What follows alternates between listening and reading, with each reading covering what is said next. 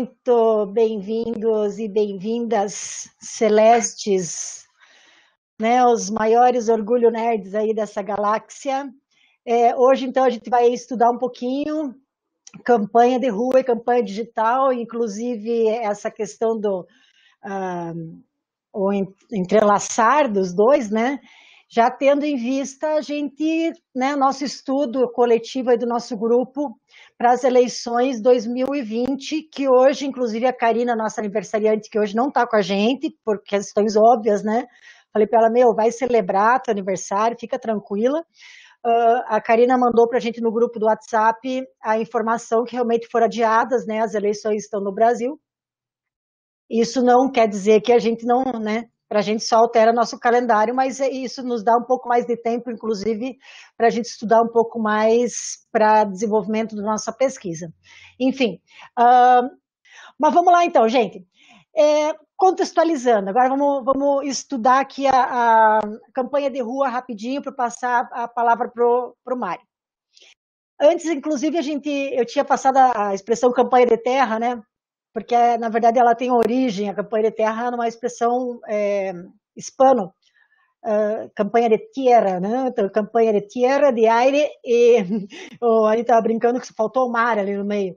Mas se a gente for pensar nas campanhas regionais, o mar ou o rio, ele está muito presente, e no regionalismo, realmente, vamos pensar nas regiões do interior, Amazonas, etc., o rio realmente está presente, né, em várias regiões onde só barco vai chegar, né, para se fazer campanha. Nesse sentido, eu sou uma das que milita em vamos pensar um pouco mais no contato corpo a corpo e menos somente em idolatrar a digitalização, em dizer que uma campanha se ganha tendo rede social, né? Não. Vamos baixar um pouquinho para o pé da realidade do nosso país e da América Latina. As duas autoras que eu trouxe para vocês, uma delas, a Gisela Hulbach, que é autora dos dois capítulos, ela é uma mexicana com origem alemã e ela é estrategista de campanhas eleitorais, uma das mais bem-sucedidas estrategistas de toda a América Latina. Ela tive assim o prazer, a oportunidade de compartilhar com ela vários momentos assim em eventos, em várias viagens.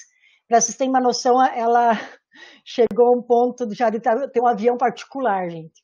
Tá? A mulher trabalha em campanhas presidenciais, em um monte de coisa, faz muitos anos. Ela é conhecida no meio da consultoria política como La Maestra.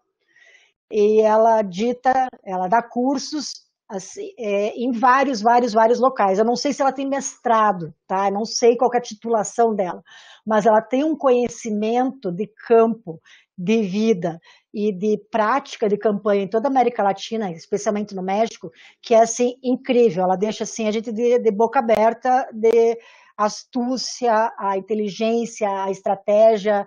Ela assim é realmente uma mulher surpreendente.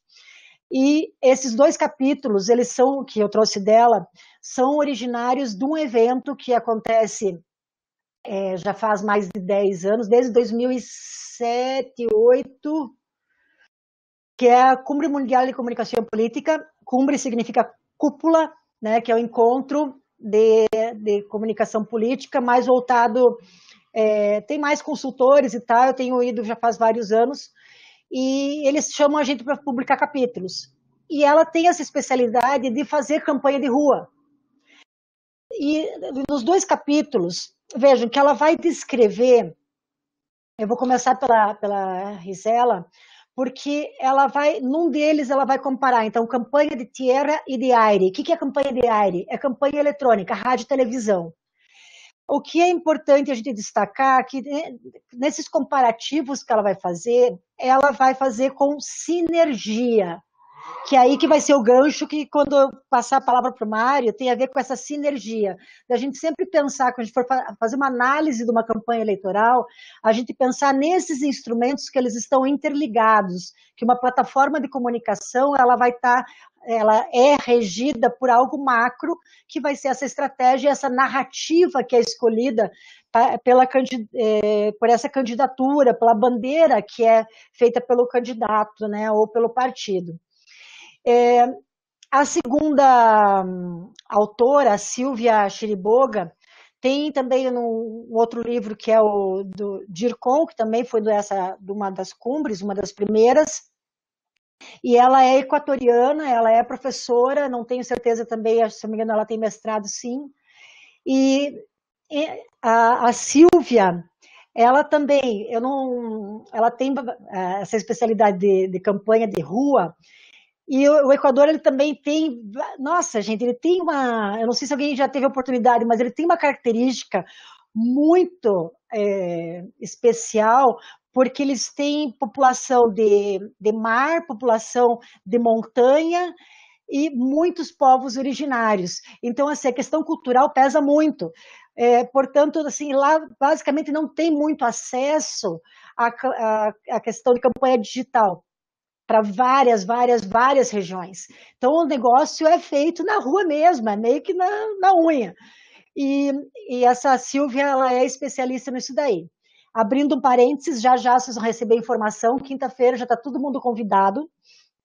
A filha dela é uma professora da George Washington University, e a filha dela, a gente vai participar de uma live com o Equador, com o Observatório de Participação Política das Mulheres e duas instituições lá dos Estados Unidos para falar sobre participação política da mulher.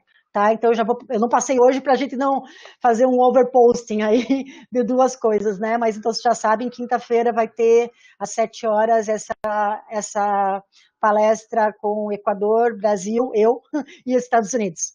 Tá? Então, voltando. A Rizela, então, alguns trechos do texto. Peguem para mim, gente, o texto Campanha Política Tierra e Aire, e para a gente começar. Se vocês tiverem algum ponto para destacar, se quiserem escrever ou chamar, chamem, gente, tá? Porque acho que é importante a gente destacar questões do texto, inclusive se vocês não entenderam alguma palavra. Porque, assim, as leis mudam de país para país. Por curiosidade, para vocês saberem, México, por exemplo, claro, você sabe que a HGPS eu tenho aqui, né? Mas lá, se qualquer esporte que você vai mandar, ou qualquer programa de TV, você tem que mandar uma semana antes para o Tribunal Superior Eleitoral de lá, que eles vão avaliar e daí vão veicular. Então, existe uma questão que esse debate que a gente tem do HGPE aqui, um pouco mais de lango-lango, né, de luta entre as candidaturas, um bate, outro bate no dia seguinte, ou tem pautas muito semelhantes, lá não rola. A coisa não é factual como é aqui. Né? Então, a coisa a campanha de rua, ela ganha um peso maior devido a isso também, por esse tipo de característica. Então, vamos lá. Eu estou olhando aqui para o ladinho, porque eu estou com o texto, tá? Estou com os livros aqui na mão. E em especial, esse primeiro que eu falei para vocês, de campanha de terra e de campanha eletrônica, né? Campanha de rua e campanha eletrônica, veja, tanto a Gisela, quanto a Silvia, nos 3 capítulos, elas vão destacar um ponto. No caso, nesse capítulo aqui, no 3º parágrafo, elas vão falar sobre pesquisa, tá? Que é o que ela vai falar, então, profunda investigação, né? Então, quer dizer, fazer... aqui ela vai falar de vários métodos de pesquisa, que inclusive o João sugeriu para a gente falar sobre isso, né? Grupos focais. Ela fala aqui da necessidade de fazer grupos focais, entrevista em profundidade,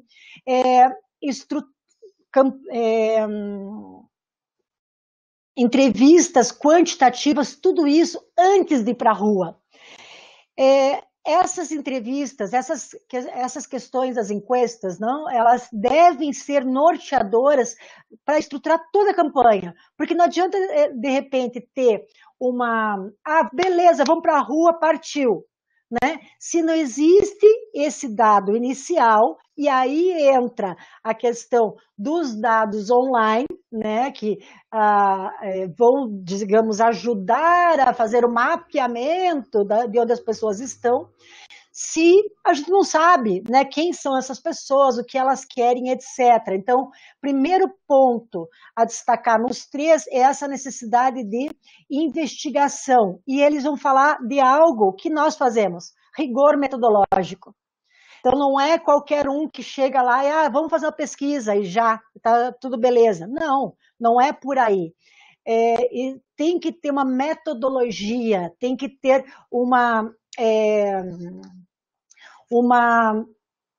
forma de constatação desses dados, de recolher os dados e assim por diante.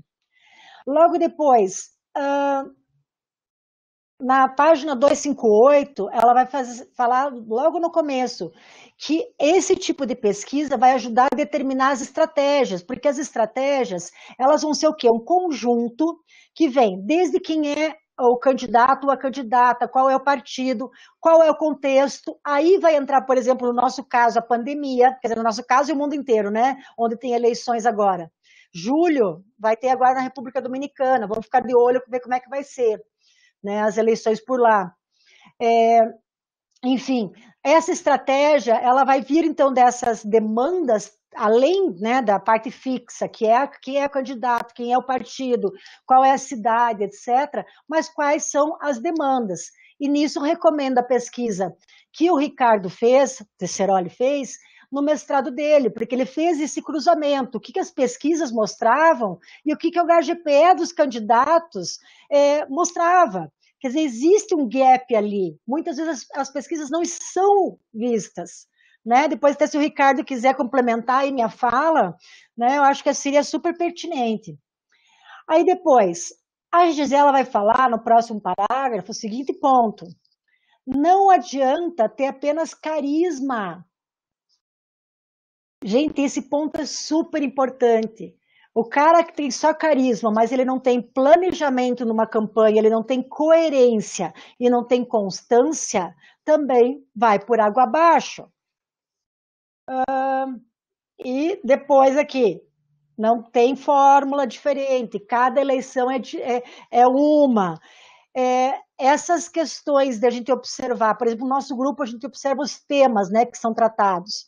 Esses temas podem ser os mesmos. Agora, como eles são tratados é que diferem. Aí vem o método, por exemplo, de análise do discurso. A interpretação de como esses dados são mostrados e assim vai. Então, vem a metodologia, não? Deixa eu ver. Nesse capítulo aqui, alguém quer falar desse capítulo especialmente? Gente, aproveita que agora é a hora, tá? Porque logo depois eu vou passar para o próximo. Qual dos capítulos, Lu, que eu me perdi aqui? É o campanha de terra e de eletrônica. Campanha terra. Campanhas políticas tierra e aire. Ah, tá. Tá. Primeiro, eu marquei alguns trechos aqui, mas é coisa muito rápida, tá? Que, assim, eu gostei da linguagem dela, porque coloca planejamento estratégico como um guarda-chuva. Legal, campanha TRA, beleza. Mas, assim, uma coisa que ela valoriza bastante, né, que deu para entender aqui, a história do boca a boca, o word of mouth, que a gente usa em marketing. E uma coisa que me tocou bastante, que não tem esse termo no texto dela, mas é algo que é cada vez mais usual em publicidade, que é o conceito de marketing de referência. Que, em última instância, você tem os anônimos fazendo avaliação de produtos e serviços, né? Qualquer marketplace da vida você tem esse sentido de a pessoa vai comprar um relógio, aquele relógio é bom ou ruim? Eu vou verificar as pessoas que eu não conheço, mas que teoricamente têm idoneidade exatamente por serem pessoas comuns e etc. Então, não só necessariamente a questão dos formadores de opinião. Isso é um ponto que assim, me chamou muito a atenção. Era só isso mesmo. E eu queria destacar, então, pegando o teu gancho do que o Matheus está falando aqui, o Jefferson e o João, que é o seguinte, logo na 258, 259, ela vai falar o seguinte, a campanha eletrônica, né, rádio e televisão, vão entrar o quê? Massivamente.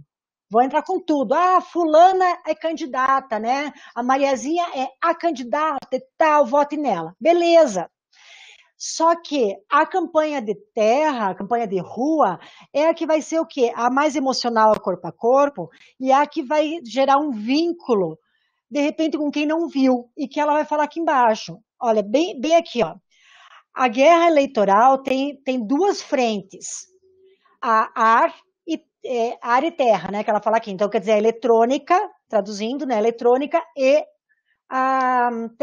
rua.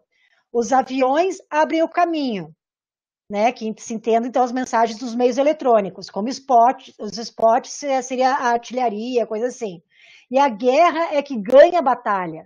Quer dizer, é na rua, né, é exército de terra que ganha a batalha. Quer dizer, na rua é que se ganha uma eleição, especialmente para vereador e prefeito. É na rua que se vai ganhar.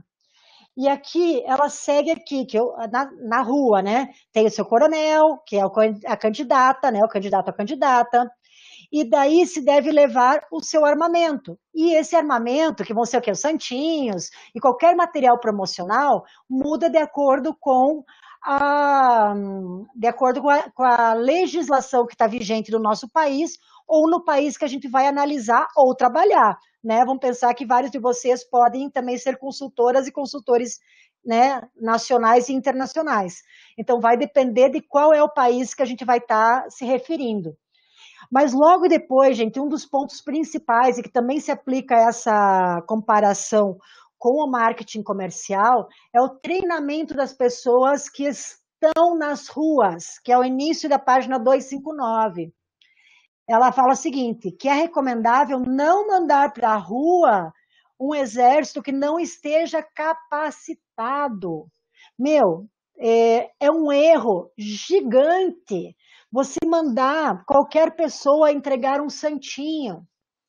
Ou, vamos pensar assim, segurar cavalete, bandeira de campanha, uma pessoa de mau humor, uma pessoa que de repente se apresenta esteticamente suja, cara feia, né, vai entregar assim, toma esse troço, sabe? Porque qualquer pessoa que esteja representando aquela candidatura é a própria candidatura. E isso a autora está escrevendo aqui literalmente, né, no início aqui da página 59. Vou traduzir o primeiro parágrafo, não sei, creio que não é necessário, mas né, traduzindo. É recomendável não levar para a rua um exército que ainda não tem capacitação e preparo para isso, sem ter mensagem para comunicar. Porque vamos pensar o seguinte, a pessoa vai entregar um santinho e não sabe dizer quem é candidata, ou candidato, não sabe dizer para que veio, qual que é a proposta, qual que é o partido, não sabe nada, né? E vai o quê? Vai acabar prejudicando. Seguindo a tradução aqui. Uma decisão ruim, isso é uma decisão ruim, vai ser contraproducente, pois vai gerar dúvida em votar uma pessoa que está promovendo, está mandando pessoas para a rua mal preparadas, né? E é capaz de gerar o quê? Rejeição. Então, não adianta mandar para a rua ou dizer, né, vamos ter um exército aqui para tratar, né, fazer campanha de rua, pessoas não preparadas. Então, isso é o que vai se chamar o quê? De ativismo. Né, as pessoas que vão fazer a parte de mobilização de campanha eleitoral, que é outro tema que é pouco tratado na academia, pouco tratado na hora da investigação de campanha eleitoral. Bom, aqui ela descreve, então, outros passos. Gente, vocês estão falando um monte de coisa aqui, mas eu não estou conseguindo, estou tendo tempo de ler, tá? Não sei se estão seguindo o texto ou não. Eu vou partir para o texto seguinte da própria Rizella, assinalando o próximo texto dela é campanha eficiente de tierra, né? Campanha eficiente de tierra, então campanha bem sucedida na rua, né? e que ela vai, inclusive, citar coisas lá de, né, 64, antes da era cristã, né? Mas eu gostaria de destacar o ponto na 113, que ela vai fazer o seguinte, reforçar, né, que as campanhas mais diretas são para as prefeituras e para, que ela chama ali, alcaldias são prefeituras, né? Para as prefeituras e para os deputados. São as mais diretas, gente. Portanto, a gente já vai chegar no tema Covid, ok? Mas, via de regra, o mais direto que tem para a gente observar, no momento, especialmente da campanha para vereança, é esse corpo a corpo. Aqui, para quem mora em Curitiba ou qualquer outra cidade, né, onde tem. Vamos usar o exemplo de Curitiba, né? Rua 15, em época da eleição, é aquela loucura, né? Porque fica aquela muvuqueira e tal. E toda que a cidade tem essa muvuqueira, e que faz parte, né, dessa vibração eleitoral. Voltando aqui para o texto da Rizela, que eu já vou passar para o da Silvia e passar a palavra para o Mário, no segundo, terceiro parágrafo da 113, vai falar o seguinte, que, entretanto, é bom destacar que uma campanha da rua não se trata, de novo, de sair para a rua simplesmente e chegar no eleitor de qualquer modo. Tem que ter claro em qual segmento se vai chegar. Esse é um ponto que daí já vai ser o gancho para o Mário. Então, dependendo qual é o bairro que se vai usar determinado tipo de argumento.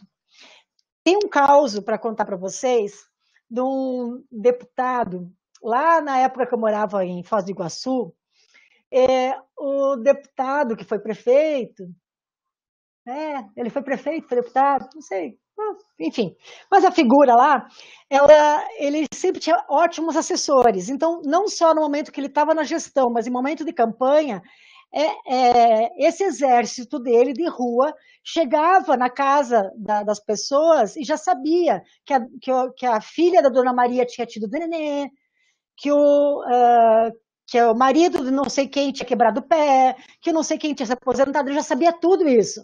Daí ele indo de casa em casa, ele já chegava, Dona Maria, como é que está seu neto? Sabe? Então, esse tipo de situação é o que vai gerar vínculo. E no caso de uma candidatura, também, essa pesquisa, especialmente quando é a reeleição, né? Porque daí a pessoa já tem o seu colégio eleitoral, digamos assim, né? O seu eleitorado. E as duas autoras, né, tanto a Silvia quanto a Gisela, elas vão falar exatamente a mesma coisa. Não é só sair para a rua com o bloco na rua para vender a sua campanha, a sua proposta, mas é saber onde ir, né, e com quem falar e com qual instrumento levar. Porque às vezes o candidato, digamos, ele é um pouco mais elitizado, às vezes ele é um pouco mais popular, né? Fulana, nesses dias, aquela fala lá, Aurélia, que eu fiz, por exemplo, pro PDT.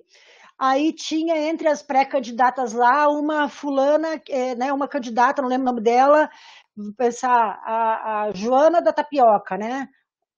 Ok, então veja, pelo nome dela, né, nome de guerra, né, para a candidatura, a gente já sabe que era uma candidatura mais popular, diferente, vamos pegar aqui da própria Maria Letícia, que é médica. Então, não só os perfis da própria candidata é diferente, mas o próprio público é diferente. Então, esse mapeamento, ele é necessário, ele é fundamental, e, como diz a Gisela na página 113, quando se define a mensagem ou a narrativa que será usada, o próximo passo vai ser qual vai ser o canal. Então, por exemplo, se a Joana da Tapioca pensa, bom, então tá, eu vou falar só com o pessoal que está ao redor de quem compra minha tapioca, não, quero falar com outras pessoas dos bairros vizinhos, quero falar com os meus fornecedores, com quem eu quero falar, certo? Ela também vai ter esse seu público, e daí definir o seu canal, não é? E assim por diante. Logo depois, na 113 ainda, a Gisela fala que ganhar a rua e o debate que gera a rua, né, se tornou assim crucial para a vitória.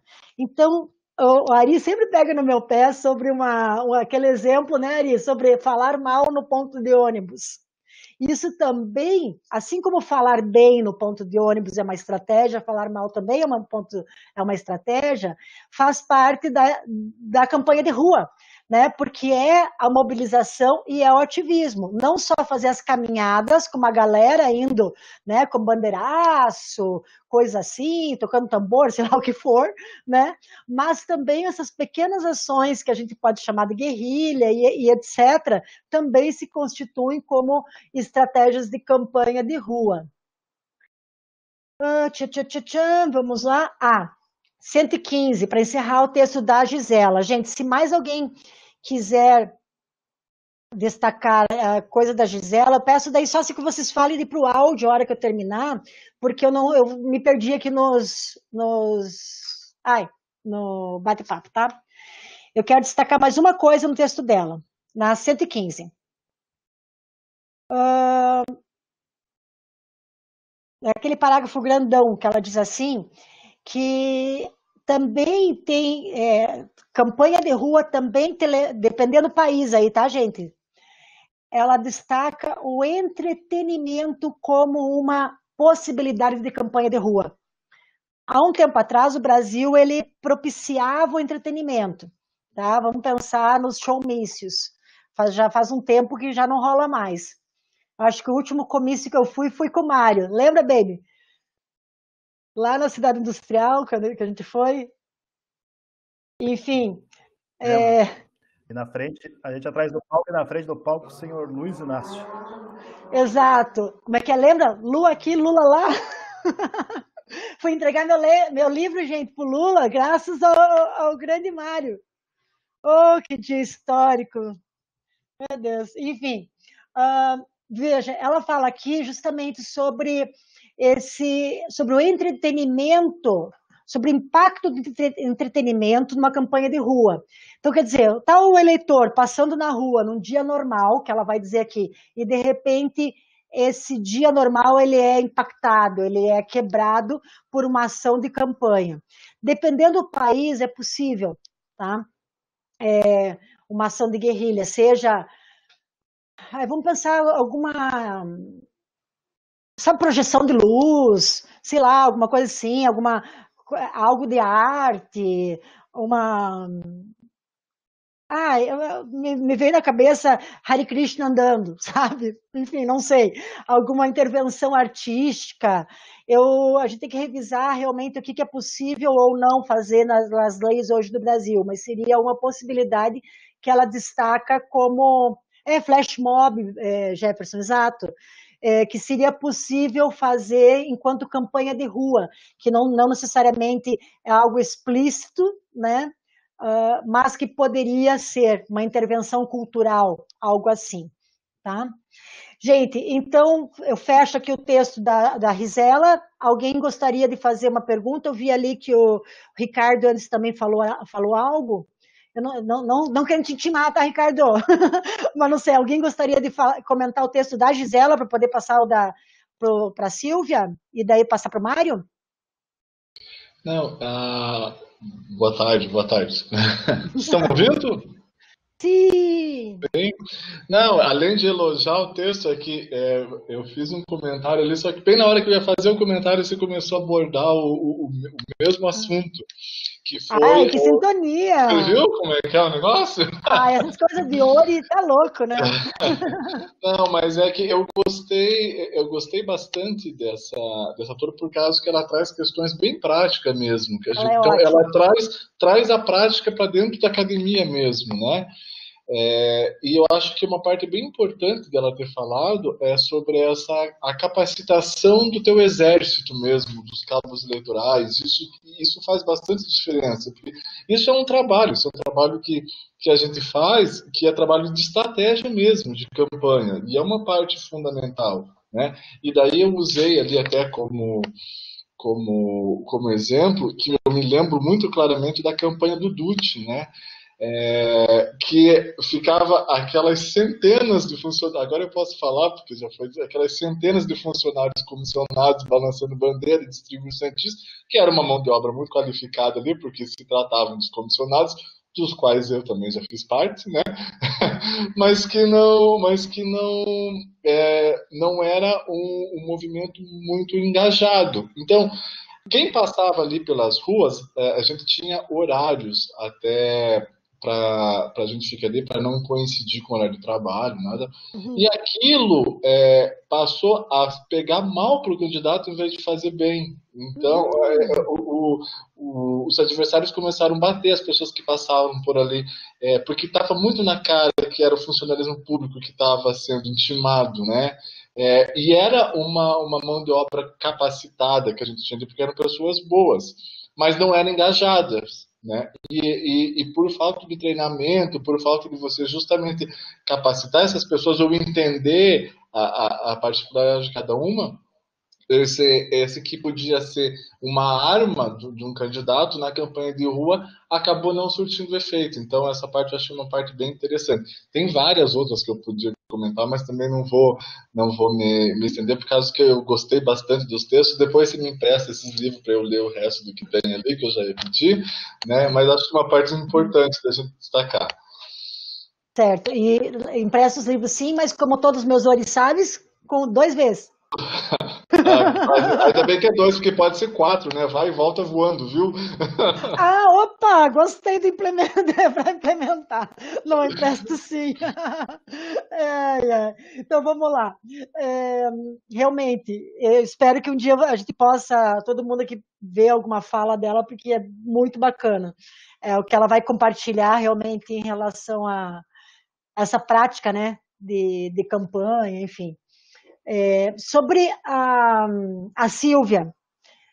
A Silvia, ela vai fazer ela agrega um pouco mais no capítulo dela, quando ela detalha quais são as formas de pesquisa, de investigação que devem ser feitas. Então, isso daí também é de uma forma um pouco mais superficial, obviamente, mas já mostra um caminho, né, para a gente saber o que deve ser pesquisado antes, né? Então, vamos lá. O que eu destaquei no texto dela, tá? Logo no começo, ela vem ao encontro do que eu tinha falado antes, que ela fala assim, que ainda que a propaganda política nos meios de comunicação eletrônicos, na internet, seja realmente muito importante, é a campanha de rua que vai determinar, muitas vezes, o quê? O voto do indeciso. Esse é um destaque, né, gente? Voto dos indecisos. Porque ela vai colocar aqui em vários momentos do texto como o contato, né, o corpo a corpo, muitas vezes da candidata ou do candidato, vão fazer, nossa, poxa, essa pessoa realmente, pô, que legal. Ou já, não sei se aconteceu com vocês, mas comigo já aconteceu com uma candidata bem conhecida. Eu, quando fui conhecer a pessoa, né, vi a criatura, eu falei, nossa, mas que antipática a criatura. Enfim, já foi ao contrário, né? Mas isso também não vem ao caso. Conta o pecado, mas não conta o pecador, viu? Nem me impressione. Enfim, a questão, ela vai falar justamente sobre essa questão do buchicho também que gera, né? Vai reforçar isso daí, e logo depois na 128, então, gente, lembrando, estou no texto da Silvia Chiriboga, se alguém depois também quiser complementar e etc., fique à vontade. Eu destaco sobre, devemos considerar que as experiências de várias campanhas nos mostram que as estratégias das tecnologias da informação e da comunicação não são suficientes para promover mobilização e ativismo dos candidatos. Isso daí é só a gente pegar os números das pessoas que têm acesso à internet, número das pessoas que elas fazem uso do que na internet. Esse é um dos pontos. Quem normalmente faz ativismo na internet é quem já faz ativismo fora. Quem busca política, dentro é quem já faz fora. Toda a galera que está aqui do grupo, que fez a disciplina comigo semestre passado, pode responder, pode agregar tudo que eu estou falando agora. A gente debateu muito isso ano passado, na disciplina Comunicação e Democracia, porque existe essa ilusão de que, beleza, a internet chegou, agora a democracia, a democracia é democrática. Não, a democracia não é democrática, a democracia continua sendo elitista. Né? A internet ela é um instrumento a mais, ela não vai garantir o acesso, né? Ela é uma alternativa, certo? Enfim, e a Silvia vai colocar isso daí, porque a mobilização e o ativismo, a internet é ótima, ela ajuda a dar visibilidade para uma candidatura, ela vai reforçar uma candidatura, isso é indiscutível.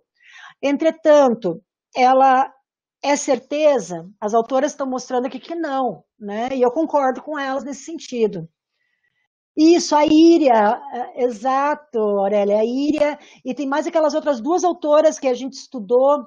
Puta, vamos, Aurélia, me ajuda a lembrar, gente, para nossa biblioteca que a gente está formando, os textos que eu trabalhei com a turma, a gente vai colocar na nossa biblioteca de comunicação política. Tem vários ali, lembrem-se que eu só trabalhei com autores da América Latina, tem vários textos muito bons que vão tratar sobre isso daí. Bom, seguindo aqui, a Silvia vai então passar as dicas, né, sobre que tipo de pesquisa que deve ser feito antes. Então, ela vai dizer a pesquisa quantitativa e os métodos, e as pesquisas qualitativas. Ali também já tem, então, um texto ali para o João que pode ajudar, né? A de quali, ela vai falar de grupo focal e também, eu não lembro se ela fala aqui, mas de entrevistas em profundidade. A Gisela falou também entrevistas em profundidade. Então, são 3 métodos que são bem comuns de serem utilizados em campanhas que têm mais recursos, né? Se a gente pensa hoje aqui no Brasil, só campanhas maiores que estão tendo esse tipo de recursos. Logo depois, na 130, destaca um outro ponto, que a campanha de terra, para a campanha de terra é necessário separar quais são os eleitores, os que são os fiéis e os que são persuasíveis. Isso também a gente estudou ano passado, né? Sobre a questão, a razão do voto, né? Os eleitores que eles vão votar, né? Passe o que passe, eles vão votar sempre em tal candidata ou tal candidato ou em tal partido. E outros não, que, deixa eu ver o que vai rolar. E daí muda o voto dependendo né, em geral, da economia. A economia é um dos fatores determinantes na escolha do voto, do ambiente emocional do país, da cidade e das próprias condições, né, que vai estar a cidade. Gente, esse ano eu acho que vai ser um ano bastante surpreendente nas eleições, tendo em vista o nosso cenário pandêmico. Aqui, seguindo a Chiriboga, ela reforça muito a campanha de rua, então, não só o treinamento, capacitação, né, das equipes, como a entrega de mensagens positivas, que é o que ela vai explicar a partir da página 132. O que é a mensagem positiva? Ela reforça que não é vote em mim porque eu sou legal, porque eu sou bonito, porque eu sou o melhor, mas sim é uma mensagem positiva e propositiva. Eu só não vou destacar muito mais, porque o Mário está aqui, o nosso Prétis, esperando, e eu estou louca para escutar o Mário também. Mas, assim, observem depois isso, porque ela vai falar sobre a mensagem positiva, né, propositiva, e na 133 tem no terceiro parágrafo, a última frase, eu destaco o seguinte, que a palavra e a linguagem não verbal, como é que a candidata ou o candidato e a sua equipe de terra, a sua equipe de mobilização vão se comunicar com o corpo. É bem o que o Ricardo falou antes. Estava na cara, o povo que estava com aquela cara de de má vontade na campanha do Dutti, não estava na cara. Isso é linguagem não verbal. E a mesma coisa quando a pessoa está lá, está feliz, ela está defendendo uma ideia com o coração aberto, né? Ela está assim, nossa, eu estou aqui efetivamente pela cidade, então o corpo fala, e isso é um super campo de estudos para nós. Como é que é a linguagem corporal das candidatas e candidatos, tanto para né, vereança quanto para a prefeitura. Já estou animando aí vocês para para várias pesquisas, né, gente? Logo depois, disciplina do candidato com a mensagem. Sobre isso, quando a gente vai analisar uma campanha, não no HGPE, mas em outros instrumentos, especialmente esses um pouco mais espontâneos, a gente vai ver deslizes. Bom, não quero, eu me prometi não falar do Bozo hoje, mas enfim, o nosso presidente, da análise dos pronunciamentos que eu fiz dele, ainda que fossem pronunciamentos oficiais, tinha contradições em todos, um em relação ao outro, né? Então imagina numa campanha de rua, onde tem improviso, a quantidade de contradições que vão ter em relação à mensagem que a pessoa tá passando para o seu eleitorado. Esse é outro campo, né? E que a Silvia vai destacar aqui no seu capítulo. Ela fala aqui na 134 a disciplina do candidato com isso, com o que ela está transmitindo. Porque não adianta simplesmente sair para a rua e uma hora fala uma coisa, outra hora fala outra. Né? Ou promete uma coisa e depois promete outra coisa. E, por fim, Mário, prepare-se, meu amigo Mário. Vamos lá, que agora é com você. Dá aquela esticada que agora é contigo. Por fim, que tem a ver com essa questão da coerência, daí eu já passo para vocês a palavra, se alguém quiser comentar sobre, para a gente fechar a campanha de rua e passar o gancho para o Mário. A Silvia vai falar, então, sobre a coerência das equipes, da mensagem positiva, a linguagem corporal e dos não deslizes, né? Quer dizer, a coerência o tempo inteiro, e sobre esse mapeamento. Então, quer dizer, a campanha ela vai ter esse guarda-chuva, as várias plataformas, né? Plataforma eletrônica, a plataforma analógica, plataforma de terra, plataforma digital, e todas elas têm que estar coerentes com a mesma mensagem, com a mesma narrativa. E esse candidato, essa candidata, ela tem que saber absolutamente tudo, para não pisar na bola em nenhum momento, certo?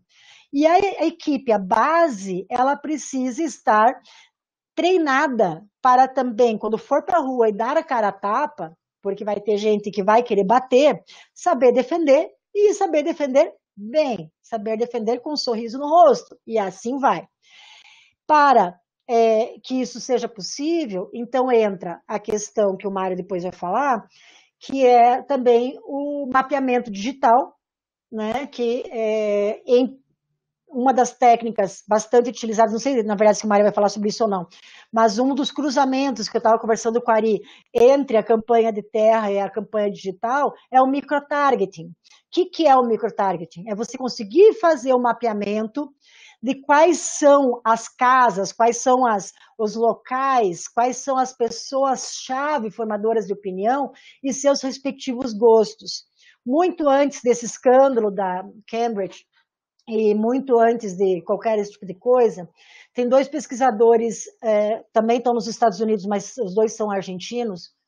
Aliás, será que um deles... Não, um deles não é argentino, não. Um deles acho que é venezuelano ou cubano. Puta, não lembro.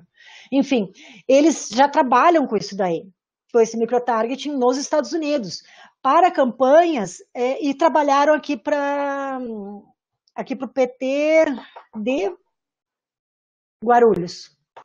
Com essa técnica. Então, quer dizer, com esse tipo de mapeamento microtargeting há vários anos. Então, isso daí já vai acontecendo para que a hora que você vá para a rua, essa pesquisa ela já está mapeada. Você já sabe quais são os perfis. Você não vai às cegas para a rua simplesmente para ver no que vai dar. Então, a gente não pode ter esse tipo de ingenuidade. Então, minhas caras pesquisadoras e pesquisadores, Esses 3 textos aqui, eles vão referendar para a gente vários aspectos que às vezes a gente sabe empiricamente, mas que a gente precisa ter referência, e vão agregar um pouco mais aí nessa questão do mapeamento. Eu abro a voz, então, para vocês, para quem quiser falar, fazer as perguntas, e daí a gente passa a palavra para o Mário para a gente falar sobre, para a gente ver essa apresentação que está todo mundo querendo ver. Vamos lá.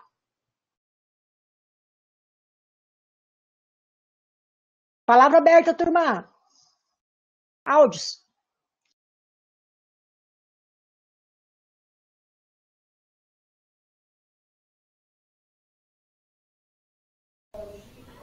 Lu, quem que são esses pesquisadores latino-americanos aí do microtargeting? Você lembra os nomes? Não são pesquisadores, são consultores. Ah, legal. São consultores. Depois eu te passo uns esquemas se você quiser contato. Show, valeu. Beleza. E aí, quem mais, gente? Aurélio tem pergunta. Lu, a gente está aqui numa discussão sobre a questão da nível de engajamento, né, dos militantes, que acho que é a questão crucial. Mas eu queria só voltar a uma questão estritamente científica, que é a questão do método, né, da metodologia no processo de planejamento das campanhas. Eu já fiz várias, você também, acho que a Ari também, Mário também, como militante, e a gente sabe que, por mais que o elemento emocional seja decisivo no processo de captação dos votos, sem planejamento estratégico não funciona. A campanha, basicamente, é organização, tanto quanto dinheiro e militância. Sem organização, sem planejamento estratégico, sem, portanto, direcionamento metodológico, você não consegue chegar a lugar nenhum, né? Isso é uma coisa que acho que talvez até provocou, por exemplo, a derrota, por exemplo, do Gustavo Fruit, que não conseguiu nem ir para o segundo turno. Ele achou que o seu carisma, né, o seu bom mocismo ia ser suficiente para uma vitória. Não é. Precisa ter muito mais do que isso para você fazer um enfrentamento, o que muda todo o tempo, né? Quem fez campanha a gente sabe disso. Essa conjuntura muda o tempo inteiro, então você às vezes define uma estratégia no começo e depois tem que rever porque muda tudo. Então é complicado o processo.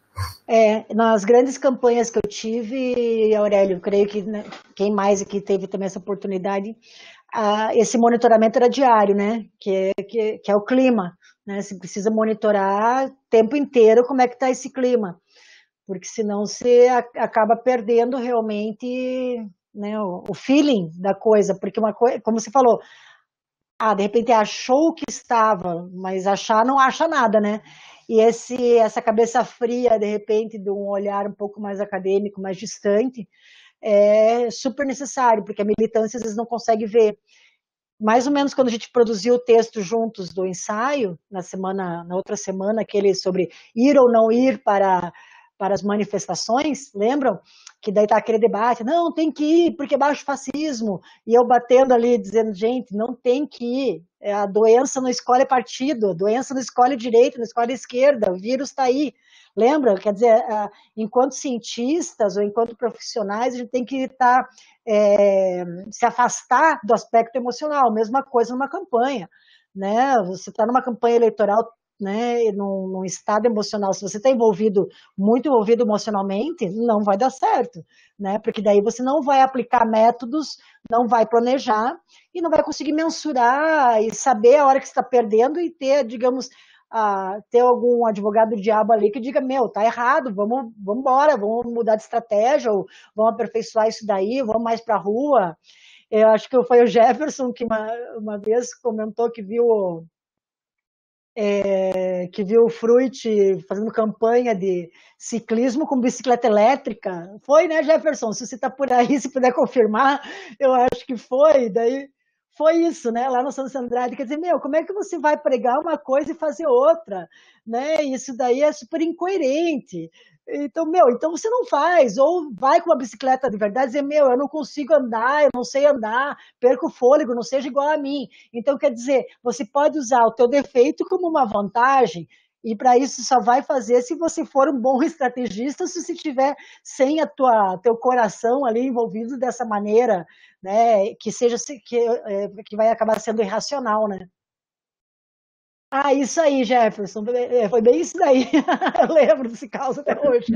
O que difere é a base, né, Lu? Os cientistas políticos, é claro que tem um referencial teórico, um repertório teórico vasto e também, claro, que as pesquisas, né? Mas o que essa gente, basicamente, da prática, o caso da Gisela, o caso da Daniel Gutierrez. Daniel Gutierrez participou de uma live, acho que com a Ari, não lembro agora. Foi, E é um cara que não tem conhecimento acadêmico, mas é um cara que tem uma vivência enorme, assim como as pesquisadoras que você citou. Então, de fato, essa... Daniel é meu primeiro orientando, velho. Então, Primeiro orientando iniciação científica. Bom, enfim. Gente, que mais sobre Silvia, sobre esse tempo de campanha de terra, gente? Quer dizer, campanha de rua. Vou partir do pressuposto que todo mundo já entendeu. É tipo aula, gente. Eu só quero reforçar uma coisa que foi comentada aqui no grupo, né? Que bicho, desculpa. A linguagem dela é muito de mercado, é incrível, né?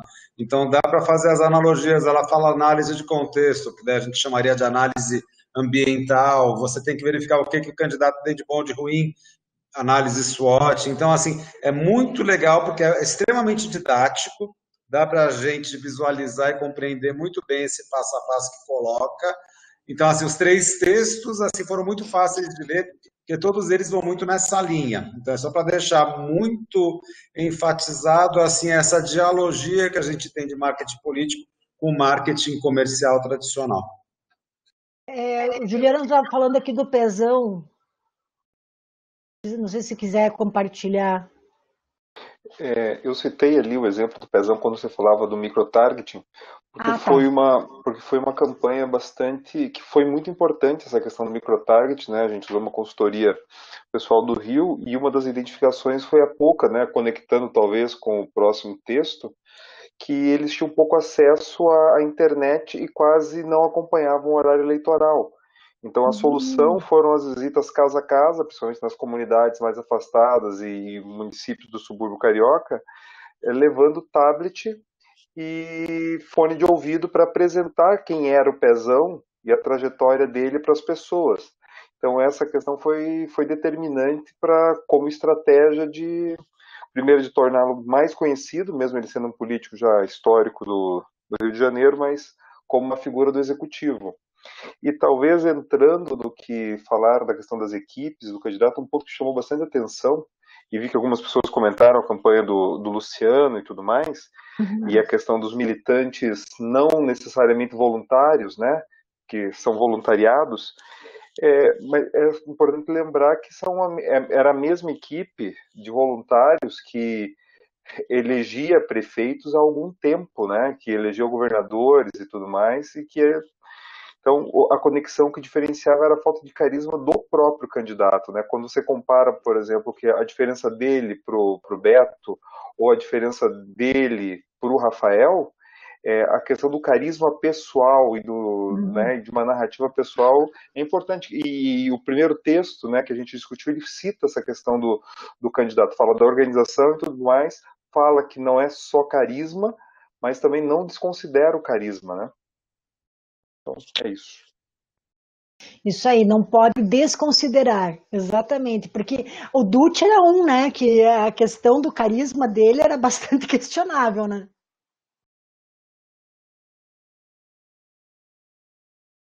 Agora encerramos isso daí?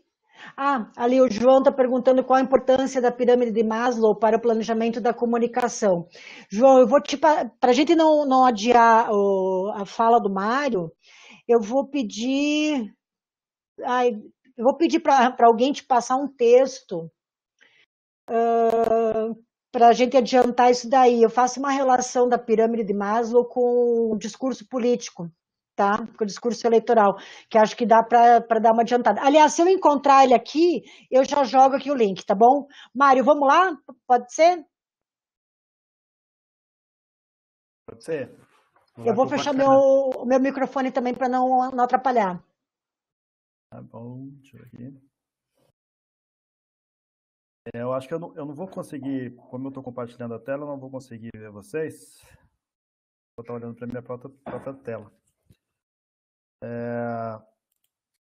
Vamos lá. Parece que ficou muito ruim aí. Pra ver? Legal? Então,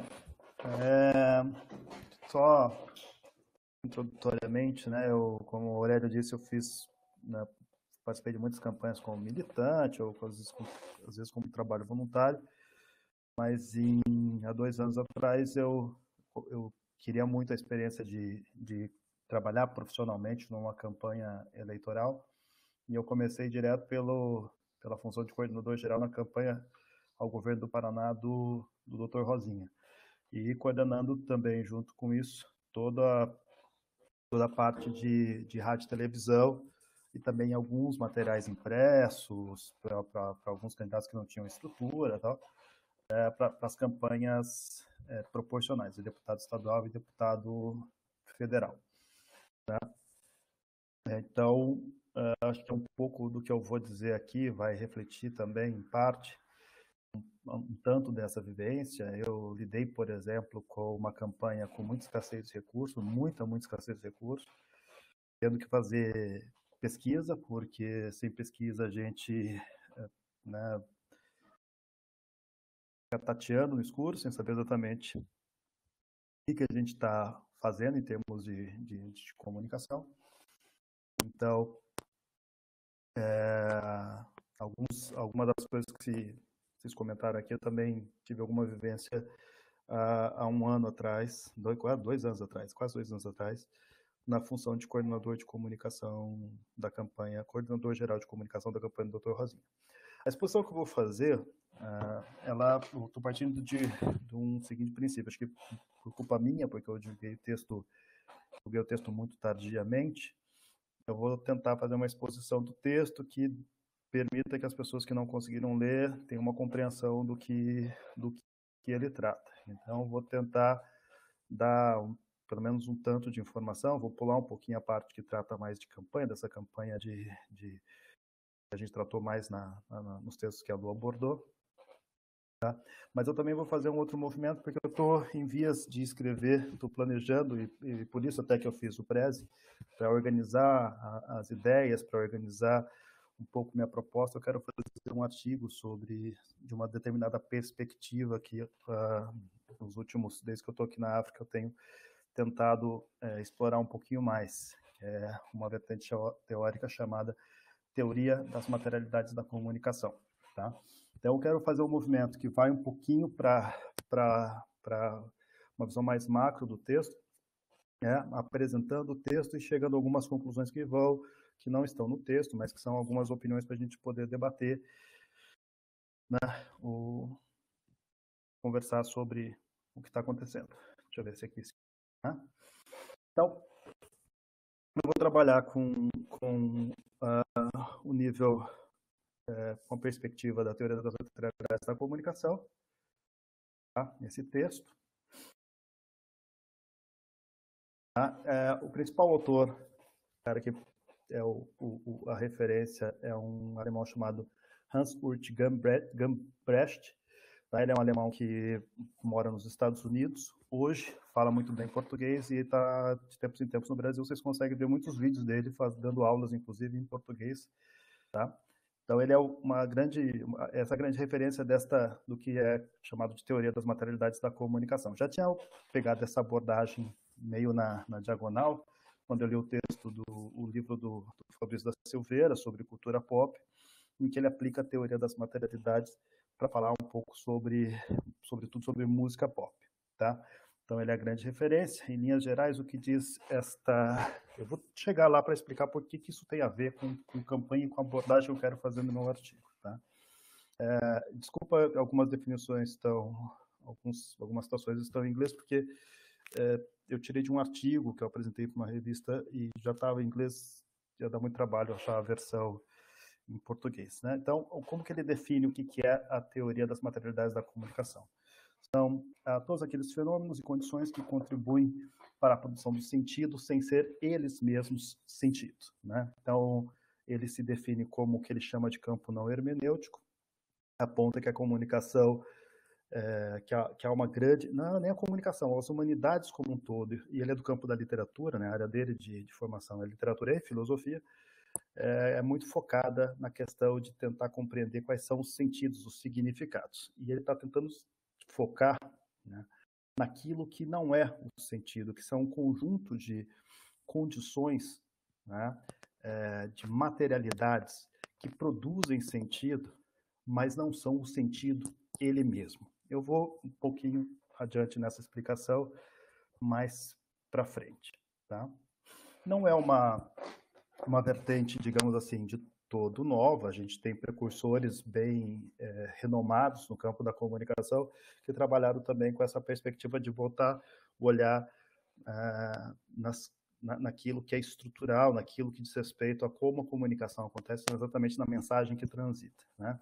Acho que o mais notório, o mais famoso, até porque fez um esforço grande para se tornar famoso com essa perspectiva, é o senhor Herbert Marshall McLuhan. Né? Essa é uma citação do livro Understanding Media, né? Em que e essa definição do que ele diz, do que é a grande frase dele quando ele diz o meio é a mensagem. Né? Isso é meramente dizer que as consequências pessoais e sociais de qualquer meio, isso é, de qualquer extensão de nós mesmos, é o resultado da nova escala que é introduzida no nosso ambiente pelas nossas extensões, pelas extensões de nós mesmos, por qualquer nova tecnologia. Ou seja, o que muda fundamentalmente, por exemplo, quando a humanidade inventa o trem, é uma aceleração do mundo, que pouco importa o que o trem em si carrega. O que importa é o tipo de ambiente novo que este novo meio constrói. E o McLuhan considera as estradas como meios de comunicação. É uma particularidade dele. E também, um autor bastante disparo, algumas pessoas poderiam achar até um sacrilégio ou botar esses dois caras juntos, mas em Walter Benjamin também, por uma outra perspectiva, pela influência que existe do pensamento marxista, está muito claro a valorização das questões materiais quando ele pensa arte, quando pensa comunicação. Esse é o conceito de arte, a sua presença no tempo e no espaço, né? A sua existência única no lugar onde ele está acontecendo nesse exato momento. A aura inclui as mudanças que pode ter sofrido, que uma arte pode ter sofrido nas suas condições materiais através dos anos, bem como as suas mudanças na estrutura, as mudanças na sua estrutura de propriedade. Então, o Benjamin é um cara que vai olhar muito, quando ele fala sobre a questão da exposição e do culto, para traçar a história da arte, ele vai olhar, por exemplo, para o quadro, e o que ele vai ver é um objeto que, em si, pela sua própria materialidade, tá? Ele é de baixa exposição, é pouco provável, é impossível que uma grande quantidade de pessoas vejam o quadro ele mesmo. Pode ver a reprodução do quadro, mas não o quadro ele mesmo. O quadro em si, pela sua configuração material, estabelece uma relação específica com a sua audiência, uma condição própria para ser fruído. Né? Ele não pode ser fruído de qualquer maneira, então ele tem uma limitação material, né? Não diz respeito só ao que ele carrega, mas a sua própria condição de existir numa tela, pintado com tinta, fisicamente.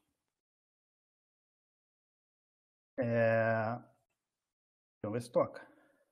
Vai tocar para vocês aí. Eu já tinha pensado nessa abordagem com outro artigo também sobre cultura pop, quando eu estava pensando o que tem sido essa briga da Netflix sobretudo nesse momento com a Disney Plus, e por que a Netflix é diferente em função das condições materiais das quais ela surgiu. A Netflix é uma grande operadora distribuidora de streaming, mas que surgiu não do modelo anterior que era baseado no cinema, como a Disney, mas que já surgiu pensando no modelo da internet. Quando você muda as condições materiais de existência de alguma coisa, quando você muda o sistema, a maneira como isso é distribuído, quando você muda o meio em si, também produz um efeito no sentido, como diz o Gambridge, né? Uma mudança naquilo que não é sentido, nas condições, em tudo aquilo que não é sentido, mas que altera o que é o sentido. E essa é uma intuição, eu ainda vou desenvolver isso em um outro artigo, de que esta série Sense8 é a mais bem acabada para mim expressão de uma estrutura que é ela própria internacionalizada. O cinema fala sempre para públicos locais, o rádio fala para públicos locais, a TV fala para públicos locais. A internet em si, ela pela sua estrutura, pela sua capilaridade, por não pertencer a país nenhum, ela fala para todos os países e é possível que surja daí um produto que tenha essa cara, com 8 atores de 7 países diferentes, com várias línguas, com várias locações, cenas gravadas em vários lugares, e que para mim, Sense8 é a expressão desse novo ambiente material criado pela internet para distribuição de audiovisual.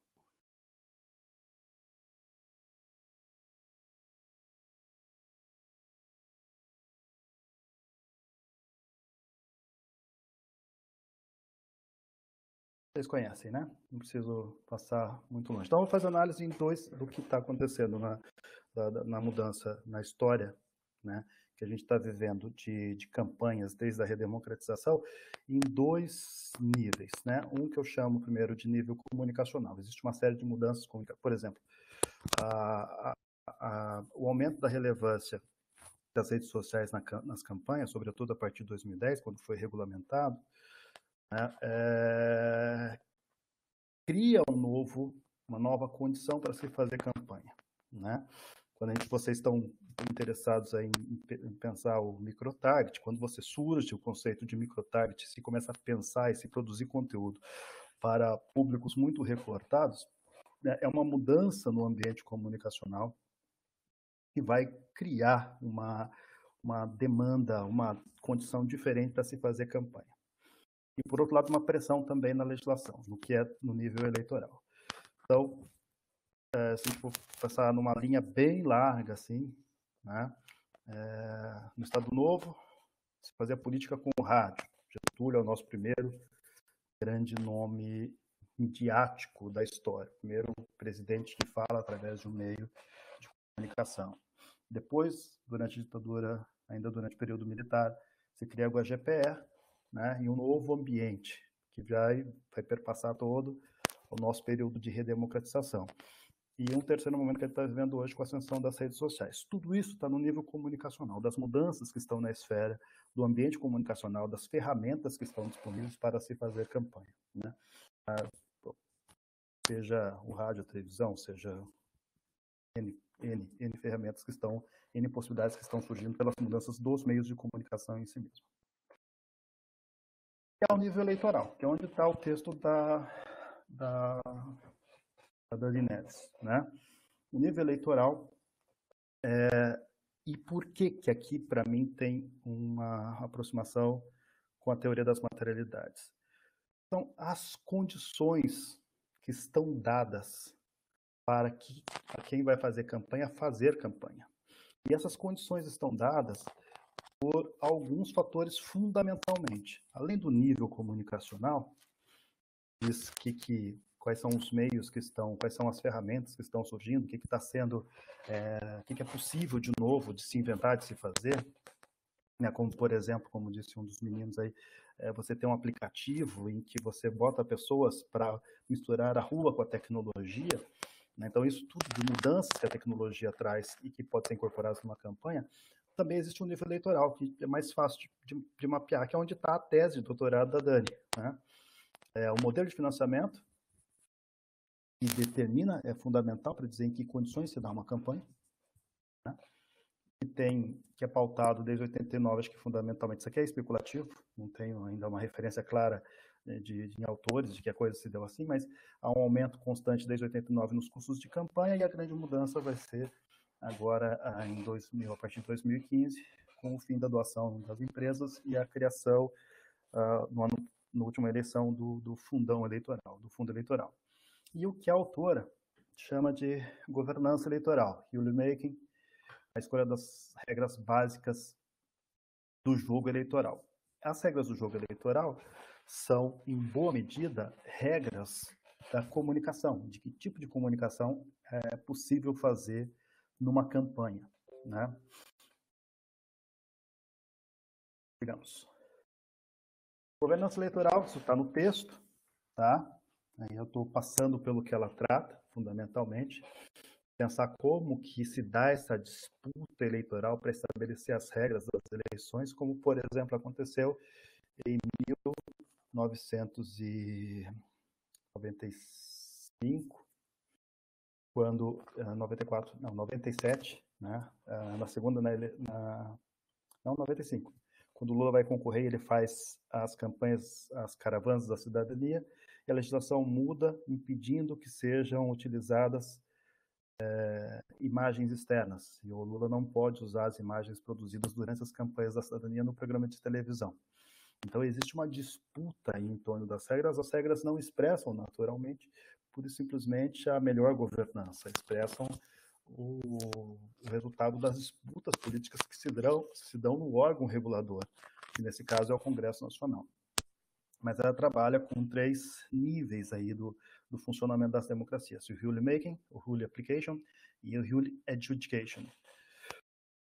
Tá? Construir as regras, aplicar as regras e julgar as eleições, atribuir ao vitorioso uma vitória de maneira clara, limpa e não questionável. Isso está sendo questionado nesse momento no Brasil. O modelo de governança brasileiro, ela faz ali um mapa de que tipo de organizações eleitorais, de organismos eleitorais existem em cada país, e vai fazendo uma tipologia de países a partir dos tipos de organizações, como a campanha é organizada, né? Se é ligada ao executivo ou é independente, se tem uma carreira própria ou se tem é ligada aos partidos. Então, a combinação de duas variáveis ali, de como como são esses organismos eleitorais, ela mapeia diversos países e como funcionam, né? E disso, o Brasil tem um modelo de governança eleitoral que é independente, especializado, uma vez que o Poder Executivo não detém poder sobre os organismos eleitorais. Os membros dos organismos eleitorais não mantêm vínculos com o Executivo ou partidos políticos. A gente tem uma estrutura separada chamada Justiça Eleitoral. O Legislativo possui poder para estabelecer as regras, o rule making, contudo não tem competência para formar ou indicar os quadros funcionais dos organismos eleitorais. Os níveis 2 da aplicação e 3 da adjudicação no Brasil são de responsabilidade de um único organismo eleitoral, que é a Justiça Brasileira.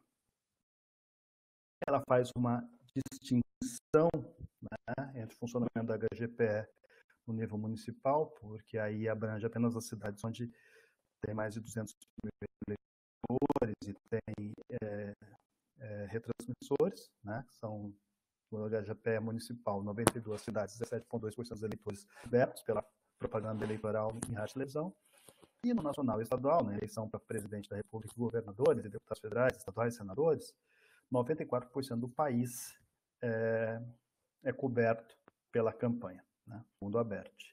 O G do HGPE significa gratuito, mas é gratuito para os partidos, né? Ela até mostra como as regras variam ao longo do tempo, as regras de compensação financeira do Estado para as TVs e rádios por ceder espaço para as campanhas políticas, as eleitorais.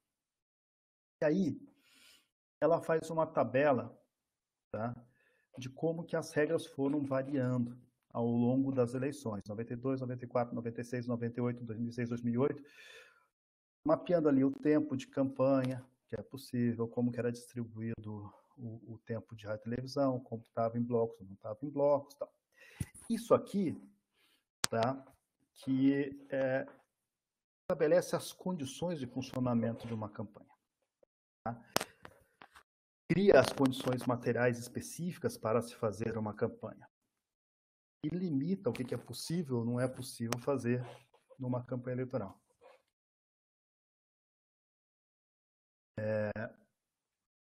Então, aqui estão as condições materiais dadas. E ao longo deste caminho de mudanças nas regras eleitorais, vão se dar também as mudanças no tipo de competência profissional que é necessária a cada momento para você tocar uma campanha. Tá? Por exemplo, a partir de 1996, a lei introduz os spots de 30 e 60 segundos. Tá? Acho que, sobretudo, porque o campo político percebe que pode ter mais eficiência para atingir os eleitores através dos spots no meio da programação do que apenas no bloco do horário gratuito, né? Até este momento, os grandes profissionais que saem, que vão para trabalhar nas campanhas no começo, a partir de 89, 94, primeiros que trabalham, 92, 94, que vão fazer campanhas, são profissionais da área do jornalismo, que estão familiarizados com a realização de longos programas, como jornais noturnos, com ritmo, como o Jornal Nacional. Então, saem da Globo os primeiros grandes profissionais que vão tocar, por exemplo, as campanhas vitoriosas. A primeira campanha vitoriosa do Fernando Henrique, as campanhas para prefeito e tal. A partir de 96, com a mudança na legislação, se cria uma outra operação. E aí começam a surgir na cena, sobretudo, os publicitários que sabem fazer um comercial, que sabem passar uma mensagem em 30 ou 60 ou 15 segundos. É onde acende, por exemplo, figuras como João Santana, Duna Mendonça, e a campanha muda um pouquinho de cara, fica com mais cara de publicidade do que com cara de jornalismo. Essa aqui é uma peça, não sei se todo mundo conhece, mas é uma peça, o Duda Mendonça foi, antes de ajudar a eleger o Lula, ele ajudou a tirar o Maluf do ostracismo. E uma das peças que é uma propaganda de produto mesmo, de varejo, que também serve para botar de volta o Maluf na roda, e que é uma sacada do Duda Mendonça, foi essa aqui, o Maluf fazendo propaganda de sapato.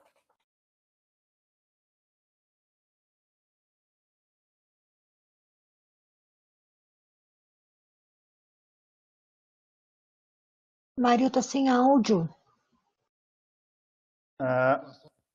O meu, vocês não estão ouvindo aí? O meu tá. Bom, eu menos não ouço, não sei os outros. Não escuto também, Mário. Então eu vou passar o link depois vocês veem a propaganda do Maluf fazendo propaganda de sapato.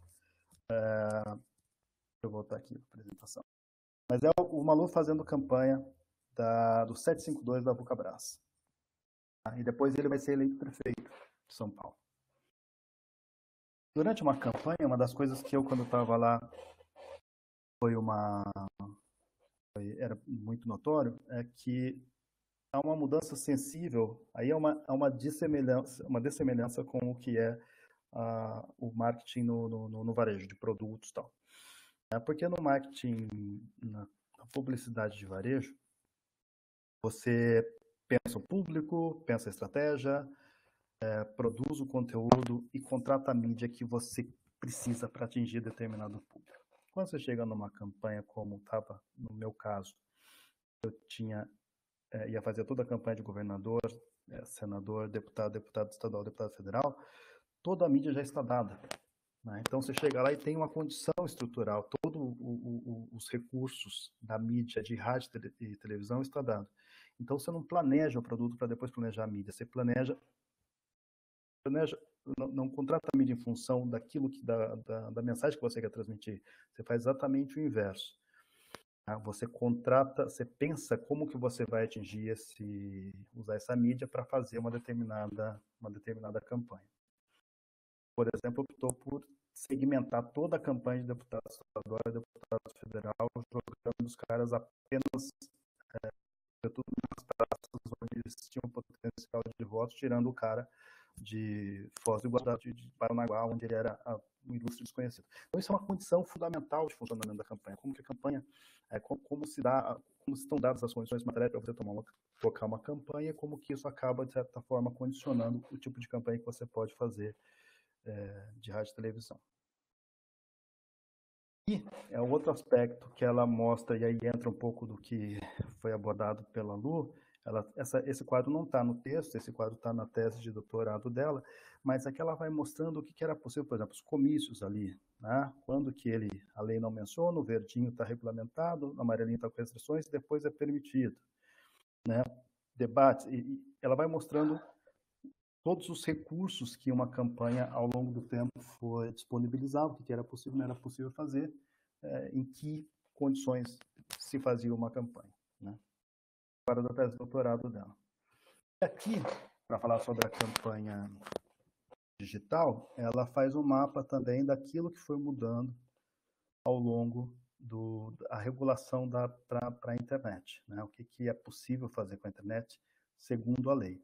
Por exemplo, só a partir de 2010 a internet passa a ser ter uma regulação que permite um uso mais amplo e genérico